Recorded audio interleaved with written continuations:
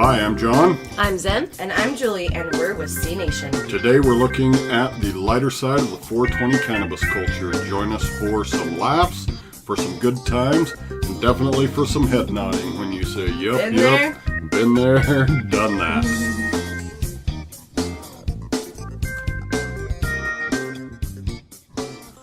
Good afternoon. Hey, it's John with C Nation, and we are trying something different today. We're going to dip into the lighter side of the 420 culture. This is the first time we've done this, and this is largely unscripted. If you're fans of our 50 Days of Cannabis podcast, you can immediately hear the difference in the professionalism because we research the hell out of that podcast. Yeah.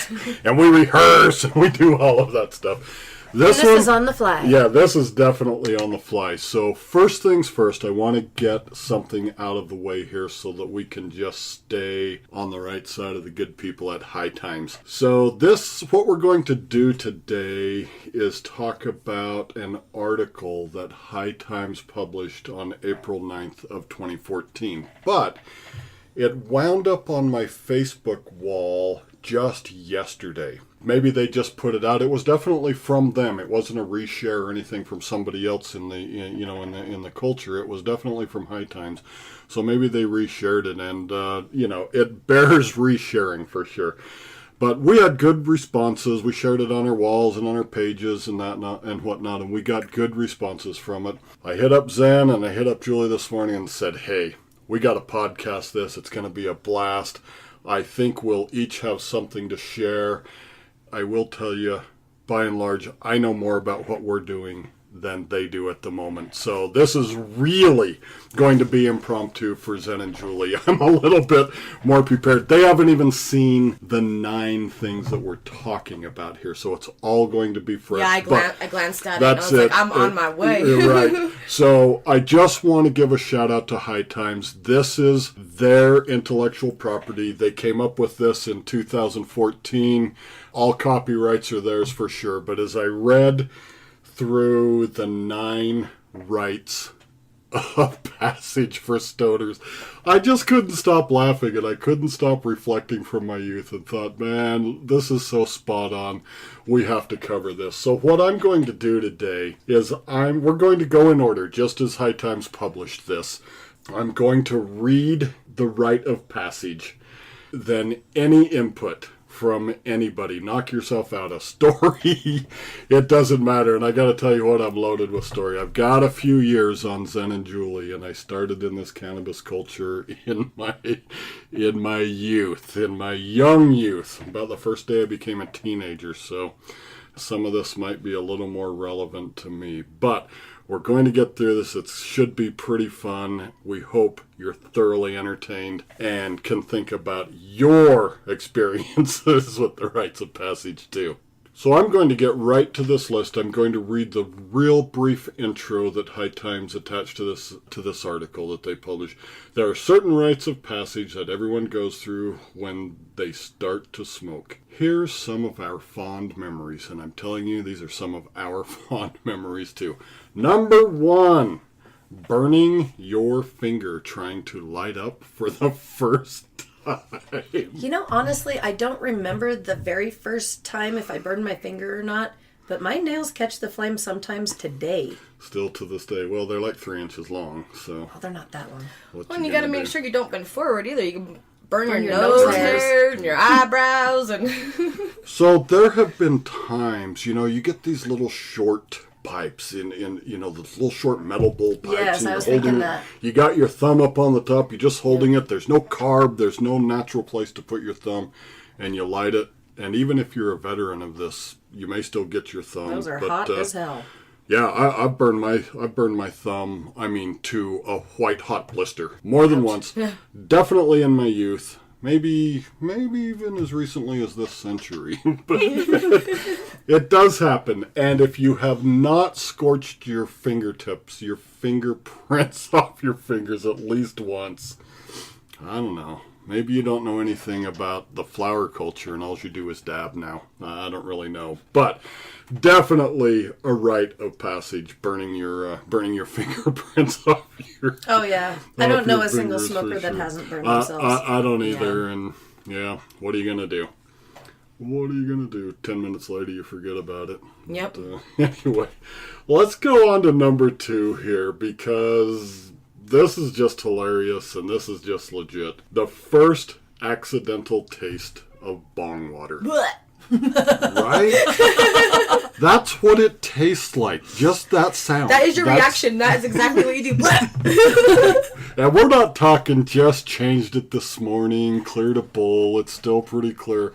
I'm talking last month's swamp water. Ooh. That guys like me might not ever really clean there, but we just add water to it when it evaporates out, or however it gets out of there. But yeah, I don't know that I could specifically come up with my very first time.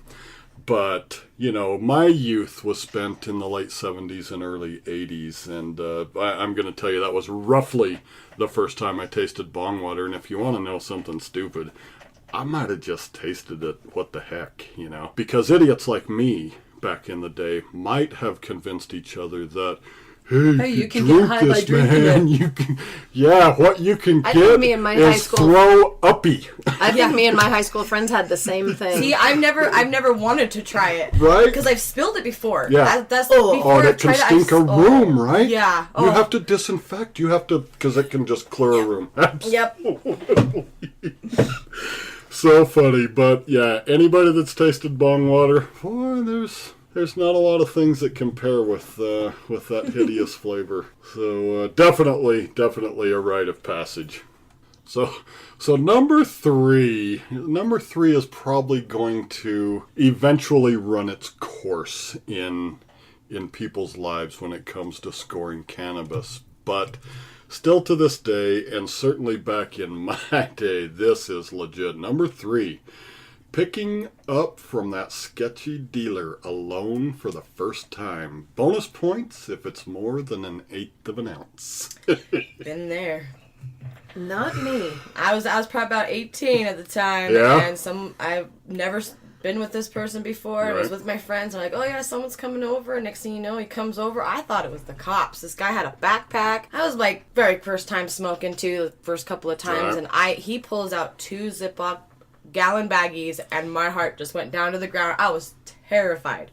The most reefer you've ever seen in your life. I wouldn't say the most I've ever seen because I've been at dispensaries now. That's true. But at the time, yes, right. I would maybe only see a pipe and a little nug, and that was probably about it because I didn't buy it. But my friend was buying it, and he pulled out 2 different kinds, and he's like, "That smell this kinds, and this is what I have." And I was legit like so terrified. Like, this is a cop. Like, I'm getting busted. Like, just barely starting this, and now this is a cop, and.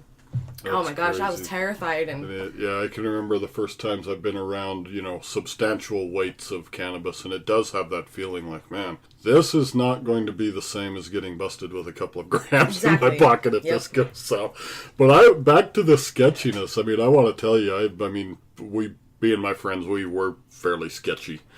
But for sure, we wound up with some sketchy people sometimes. When you're crazy and a teenager and you just got to score some reefer. I mean, back in my day, a 1/4 ounce of just crappy reefer was $10. It was, everybody could round up $10. But not everybody could round up a dealer. And sometimes, I grew up in an area that was surrounded by a lot of rural areas and a lot of open land and an Indian reservation not too far away. And, not a big place, so everybody kind of knew everybody, but not everybody. But yeah, it can be terrifying. You can just feel like someone's going to pull out a gun. Someone's going to take all my money. The worst thing for us at that time, of course, teenagers never think they're going to ever come into trouble or die, would be to go score some reefer and not get the reefer. Yeah. And not have any money to go try and score it somewhere else. So, definitely, if your heart rate and adrenaline have been up for that midnight score or the back of the mall parking lot or something, Definitely a rite of passage in the cannabis culture, no question about Oh, it. not anymore, though, because now we have No, dispensaries. that's it. And I mean, yeah. So you don't have to go to the sketchy You dude. really don't. I mean, obviously, we'll get off on a little bit of a rant here, but not too long, because I want to stay on this. That's the point of legalization of the dispensaries, is to kind of clobber those markets. You're not is being to robbed. Put the stuff like lucrative that. guys, absolutely. And evidence, I mean, we suggest that violence is down in these areas where they do have dispensaries because, yeah, there aren't drug dealers on the street slinging at full retail and, carrying guns because that's their lifestyle. Anyway, let's get to number 4 here because, yeah, it's legit. Going through a forest of paper until you finally master your own technique on how to roll the perfect joint. Still can't Yes. do it. Still can't either. Nope. And I've been trying for... I use one of those little roller machine things, and usually why not? usually it stays good, but sometimes it still falls apart. So we all know those people that can just grab some reefer and a paper, and 2 seconds later you're smoking. Boom. You don't Yeah. even know how, like they had one up their sleeve, like they're playing poker or something. But yeah, legit. And I know tons of those people that could just, they can just roll one up. Now I can too, and it always winds up looking like a snake that ate a rabbit or something. It's got that big bulge in the middle, or it's always loose, and you pick it up and it all falls down on the shag carpet, and it's like, shit, it's gone. We're never getting that off the carpet. That has been my experience. But I gotta tell you, I can roll a passable joint, but I want to tell you, there doesn't really seem to be any reason to get crazy about rolling joints because roller machines are really pretty awesome, and I use them. I like to smoke a joint. It's my old school culture. That's what I grew up in. There was not anywhere near the number of devices or the methods for ingesting cannabis then as there is today. So I grew up smoking joints or manufactured pipes out of apples or soda cans or you name it. But I still really can't roll a serviceable joint today. I see no problem with using rollers. And now you can just buy the pre-rolls too. They make it so easy. You buy these cones, they're already rolled up. What do? You just drop your ground up reefer down in it and tamp it down with the little stick that comes with it, and Bob's your uncle. Boom. There you go. It's all great. So, but that is legit. And I can tell you, I have gone through pack boxes, after pack of papers. Of papers trying to roll. They always say, hey, just use salt, Or a dollar bill. Yeah, I've tried that.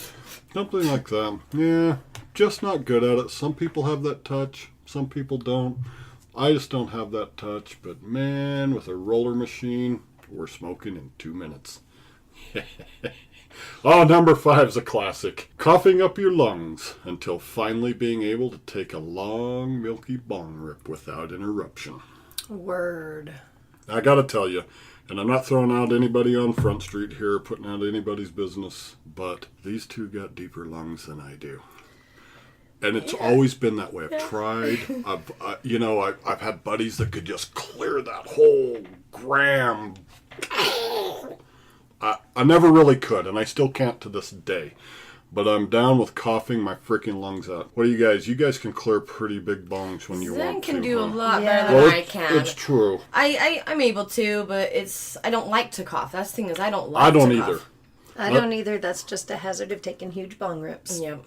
Well, but I think that's the whole point of this passage is you coughed until that same amount never made you cough again. And I guess, I just Reach don't ever have... higher. Yeah, maybe so. I just don't have big capacity in my lungs. Probably not helped by the fact that I smoked for about 20 years, smoked cigarettes. I don't anymore for almost 20 years as well, but that probably didn't help my lung capacity. But I don't ever really recall in my life where I was just able to clear a huge, massive bong hit. And I mean, back in the day, you had rolling papers or these little metal or wood pipes, or you had bongs that were really just tubes with a stem in it. There were nothing fancy like there is today. The way they accessorized those and made additional things to sell was all the different bowl sizes that you could put on there. So I had buddies, man, that would they just get that big, like, 8th bowl. You could just fill it with like 3.5 grams, and nobody can clear 3.5 grams on a bong hit. I'm sorry, you just can't. But sometimes they'd go after that gram bowl. Like, you gotta be kidding me. I mean, a gram's a couple of decent joints. I mean, it's far more than anybody needs to clear in one sitting, but I got those friends, and we know those people that can just clear crazy bong hits without coughing. Me, I tend to cough. I don't like to cough, so I like the more potent reefer today because I don't have to inhale as much. I don't have to inhale as often to achieve my goals of enlightenment. Number 6, creating the perfect playlist for all toking occasions. That's normally reggae for me. Yeah? Yep. Like Bob Marley and stuff like that. Like, if I really want to just get into that environment. You just let it play. Just let it play. Steely Dan for you. So I grew up with some dirtbags that liked a lot of heavy metal music like I did and liked to smoke a lot of reefer with me. So we always had music going on. I wouldn't say that we necessarily made a playlist, although that was the heyday of cassette tape playlists for your girlfriend or for your boyfriend. Hey, you made you this mixtape. Not a playlist, it was a mixtape. A mixtape, I'm sorry, it was a mixtape. There was no such thing as playlist in our lexicon at that time. Now with all our digital music, of course, it's all just drag and drop and playlist. I'm a pretty music-oriented guy. I was a musician in my youth and really very good, and I still like music to this day. So we always had music going on, and it was always the crazy stuff that was, just the metal of the day. We were nuts for Iron Maiden and early Queensryche, and it was always playing, and it was always so loud that we had to yell at each other, which was just more hilarity. Music is a big, big part of the cannabis culture. When we were buying reefer back in the day, there was at least it wasn't available to us, this seedless stuff. That came much later in my life. You always had to get the seeds out of the bag. And we always used, and it's a thing of the past now, but double record albums. They opened up to a nice thing. You could pour your reefer on there and you could kind of sift it up one side and all the seeds would roll down the bottom and you could just roll them out, down the seam, down the spine of that. What we did is, this was one of our rites of passage, and I'm going to say it goes along with this one, just a different era is all. We had a lot of double albums. Double live albums were huge back in the day. And me and my friends and all their older brothers and siblings, we had lots of double albums everywhere. So whosever day it was, and maybe that corresponded with whoever brought their reefer after school or whatever, they would pick the double album. They would put the double album on to play while we sifted through, while we got rid of the seeds, while we rolled some joints, while we did whatever.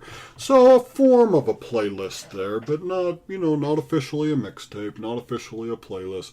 But we definitely started all of our afternoon after school stuff with music playing. That is a legit rite of passage for the cannabis culture. Number 7 is legit with all sorts of stories around it, and you're probably going to hear a few right this very second.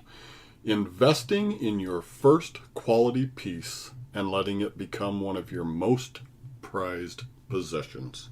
Oh, for sure. That's more zen than me. Oh, for sure. I've had the ones where you buy them and then you put them in your lap and you stand up and they shatter. And they shatter, right? Oh my gosh! And there's some ones that I've really enjoyed, and they had the perfect bowl. They had the perfect little hole in the very bottom of it, so it didn't burn your face off. You didn't get no Scooby snacks, stuff like that. Right. And I've stood up and shattered it, and I've cried. I was like, "Are you kidding me? Now I got to go to the store and try to find the same one." And well, that's it. I've got some friends that still have their first piece. I'm like, how is that even possible? Jealous. That it hasn't gotten broken or lost in a move or anything like that. I'm amazed. I mean, I love the pieces that I've had, but I can't imagine having the first piece. But I can remember it. But the first piece you really invested heavily into. I'm going to say that we had a double chamber orange bubbler. That was amazing. It wasn't hugely expensive. It was only about $50, if I remember correctly. 6, 7, 8 years ago. I mean, it's been a minute. Oh, it lasted for like 5 years. It was my daily smoker. It lasted for a long time, and it was just really the perfect piece. Our friends that would come over and hang, they liked that piece above all too. I'm going to say that's probably roughly the piece you'd say if you got pinned down on my favorite, yeah. That you really invested. And then I knocked it off a table all that time, and it wasn't the first time either, and it fell on the carpet, but it fell hard. The sad thing, it might not be the last either. Well, it's true. It might not be. I want to tell you about back in my youth, though. Bongs were all the thing, and graphics was the big name in bongs back then.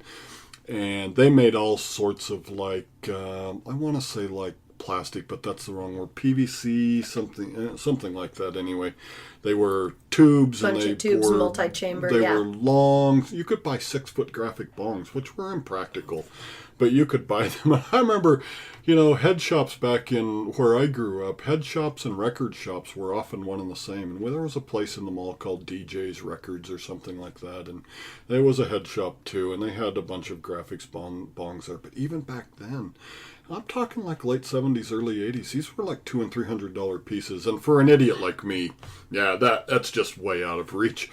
But it was funny because one day there was a hardware store in that same mall. And we decided we could go down there and buy similar products, a chunk of PVC pipe, this, that, or the other, and make our own. And man, for about $5 we did. It was terrible. You can't get clear PVC like that. It was black. You couldn't see through it. You couldn't do anything.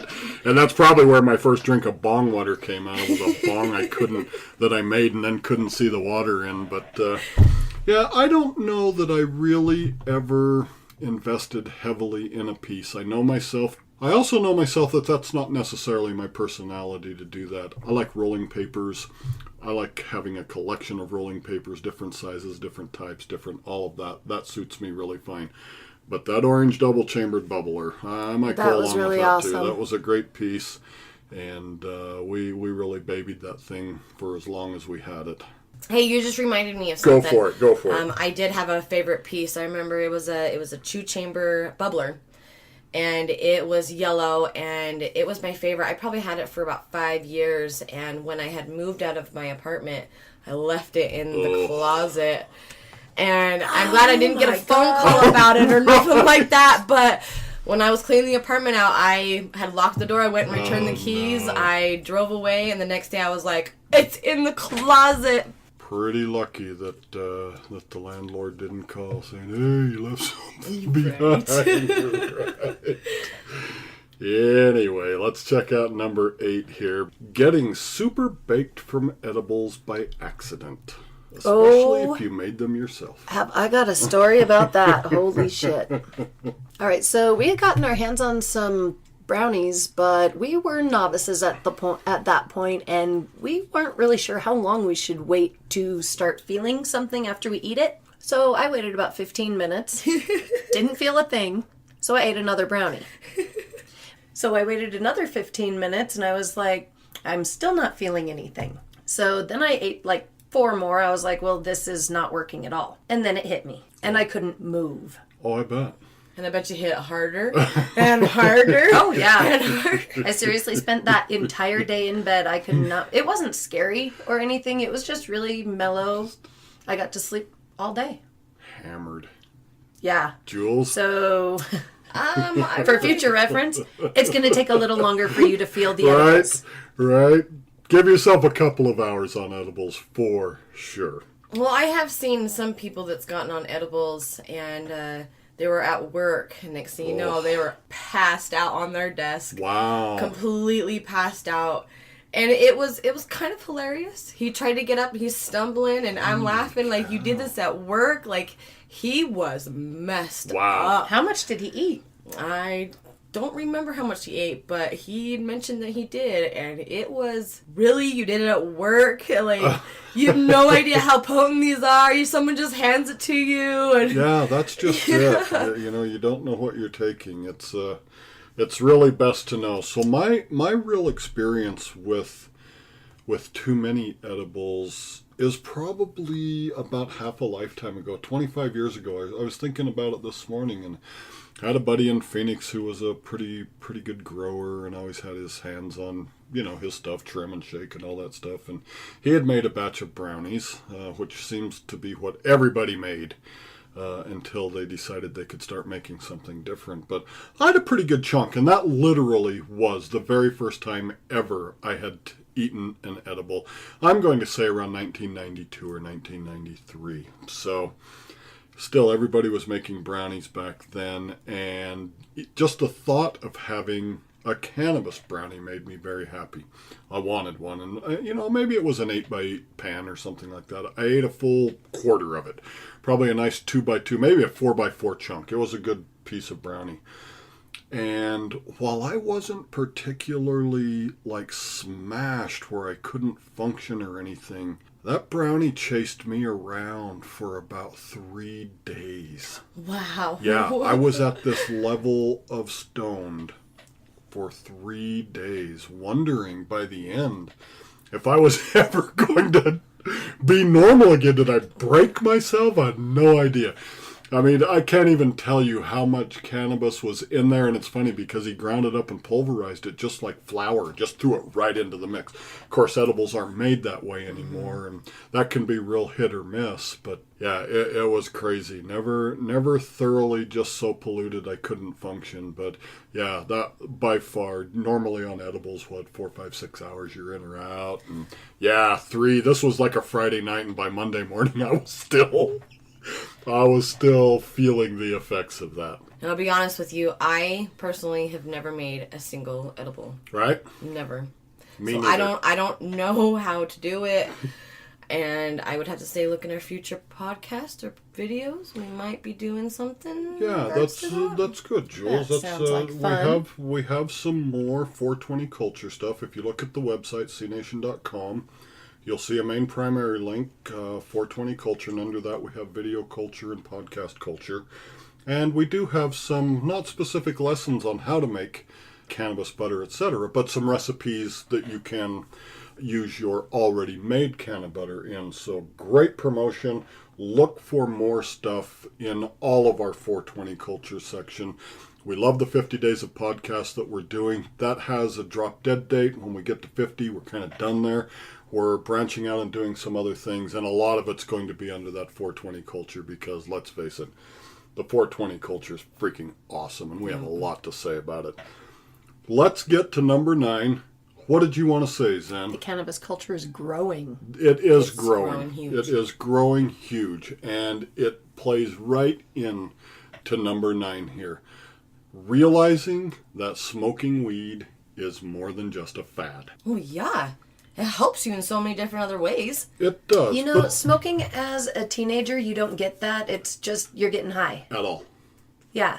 But when you're a little bit older, maybe in your late 20s, early 30s, you really start to see the therapeutic benefits of it rather than just, a party thing. Well, and that's true. And I think that, so I'm just going to put it out here. I'm 52 years old, so I was born in 65. A lot of my exposure to the cannabis culture was in the 70s and 80s. And the only cannabis education at that point was how to buy cannabis, how to roll cannabis, how to smoke cannabis. We didn't even know really anybody that grew it. Any growers I knew much later in life. I didn't even know where it was coming from necessarily. Friend of a friend of a friend, etc.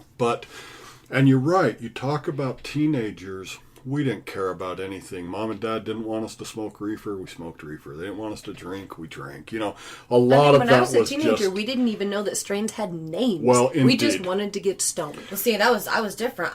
When I was a teenager, I was against it. Well, you were older. When you got into the cannabis culture, yeah, I was a right. lot older. I was completely against it. Right. I actually threw a pound down the drain once. And Yikes. yeah, so I used to be completely against it. And now that I'm into it and actually know the benefits and everything about it, I'm 100% for it. It's awesome.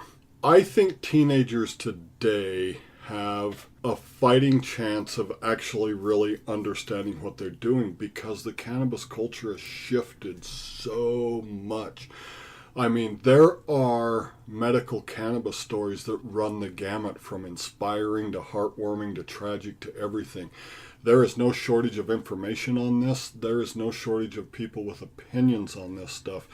And if I were a teenager growing up in this era, maybe nothing would be different except I could go get it at dispensaries or at least, hang out in front of it like we used to do at the liquor store. Hey, mister, here's $20. Could you buy me some beer? Something like that. But, I don't think I really realized that the cannabis culture was here to stay until I was probably in my mid-30s. I mean, and granted, that's a time when people realize all sorts of things in life. I'm not unique in that, and I'm not even slow. I didn't grow up in a cannabis area.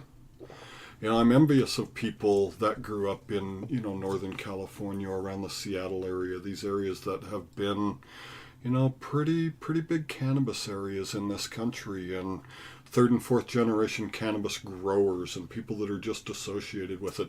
I had no familiarity like that. Mine was always really on the end user kind of criminal side of the, you know, the culture there. So, but I think, you know, in my mid-30s, I started to realize I saw California pass, you know, medical marijuana, and it didn't mean tons to me, but it was something. There was no cannabis legislation whatsoever in my life prior to that, unless it was stiffer laws and harsher penalties and more people going to jail and blah, blah, blah. So, yeah, I guess that was for me, mid-30s, let's say somewhere in, you know, I don't know, 1995, 2000, whenever I was in my mid-30s, doesn't really matter.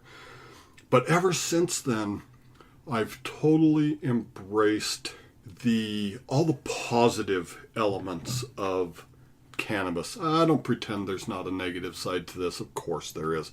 We don't need to point that out to still all be aware of it. But there's so much upside and there's so much positive, and it's not just the benefits that people are receiving from using cannabis. People have learned to grow, which is a legit skill. They can market that because this culture is getting bigger and bigger across this country. And it can move beyond just this market, too. People have helped themselves financially. People are really putting their brains together to, you know, at a genetic plant level, weeding out anomalies like the things that give you the munchies. Unless they want it in there because maybe you're a chemo patient and you're not hungry and you need something to stimulate it. Then what do? They put more of it in there, and it really stimulates someone. This has been so awesome. The education curve has been tremendous in the cannabis culture in the last 20 years. And there are great publications out there. There are great activists out there doing amazing things. The medical community has embraced this. We've still got a problem with our government and probably with the large pharmaceutical companies that are really opposed to this. But all due to reefer madness. Yeah, this is a grassroots movement that really, we're at unprecedented levels in this country right now. About 60% of Americans are in favor of full-on cannabis legalization, over 90% for medical.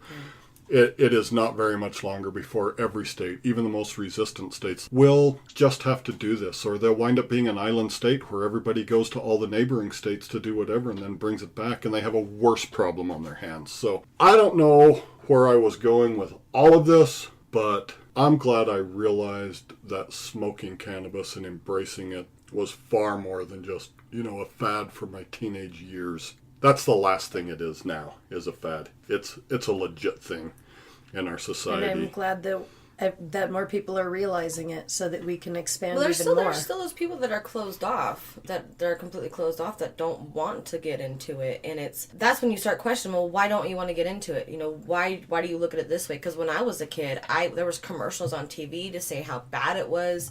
You know, we had it in schools. You know, this is it's categorized as being like heroin and cocaine. Julie and I were part of Nancy Reagan's Just Say No. Yeah. And I was too. I mean, that's in the 80s, and I was probably late high school, just out of high school. Exactly. You know. No, all those programs, and it doesn't work. Just Say No doesn't work. That's not an answer for kids. Yeah. They want to know why to say no, and if that answer resonates with them, then they might say no. But kids by nature are curious. Just Say No doesn't work for children. It doesn't work. And with how heavy the other drugs are in the society, it's scary to our children, and I would rather have my child do marijuana than any of the harsh drugs out there. Well, indeed. And then you've got these people, what was it we were looking at? Was it the governor of Kentucky? Missouri. They don't want full-on legalization in their state because he's tired of the overdose deaths. It was Kentucky, sorry. It was Kentucky. The overdose deaths. Which is hilarious. I think to date, in the 4 or 5 or 10 or 20,000 year of cannabis, the number's still 0. Oh, yeah. Oh, it's still... Okay, so, I don't think he's worried about overdosing from cannabis, but he still sees it as a gateway drug that leads to the opioid overdoses that he's seeing now. And it's a shame, because we know 2 things are true when it comes to cannabis and opioids. Cannabis is not a gateway drug. Exactly. And more people are discovering, and I'm talking about people with really informed opinions, the medical community, the scientific community, that are all saying it is an exit drug from opioids. There are peer-reviewed studies that prove this, with areas that have been inundated with opioid abuse and opioid overdose deaths when they've had either medicinal or recreational dispensaries or both come into the area. Those deaths have dropped dramatically, like as much as 33% in areas around the country. This was an 11-year study and peer-reviewed. This is not even made-up stuff. Okay, I'm gonna come in here real quick and actually tell you my own personal story and how I believe this is completely true. I deal with a severe medical condition, and I've gone to several doctors. They wanted me to put a Band-Aid on the situation and take me to pain management, right, which is pain pills. Yeah, opioids. And and I personally have been addicted to pain pills prior in my past. Right. And I was like, no, I don't want to do this. The only thing that really helped me go through this whole process is marijuana, is the cannabis. It has helped me and completely has kept me away from opiates. Right. I don't take them. I don't want to. I haven't gone to pain management. I haven't done that. The only thing that's helped me through this process is cannabis. And everybody's like, no, it's a gateway drug to opiates. No, it's not, because then I would be doing opiates. There are strains of cannabis right now that are potent. They hit your central nervous system and you are relaxed right now. You don't get the nausea from trying to get off the drugs. You don't get any of that. It's just, it's a beautiful drug. Appreciate your medicine. No, it's good. I appreciate your story there, Jules. I want to give a shout out one more time to High Times. We want to give them props for these 9 stoner rites of passage, the article that they published on April 9th, 2014. I want to give them full credit for this. We just thought we'd touch on these and have a little fun with it, and we did. So thank you, High Times, for listing these things. We agree with all of them. We might even have some more, but our purpose of this was to look at your 9 rites of stoner passage and have a good time with them. For C Nation, I'm John. I'm Zen. And I'm Julie. Thanks, and tune in next week for another look at the 420 cannabis culture.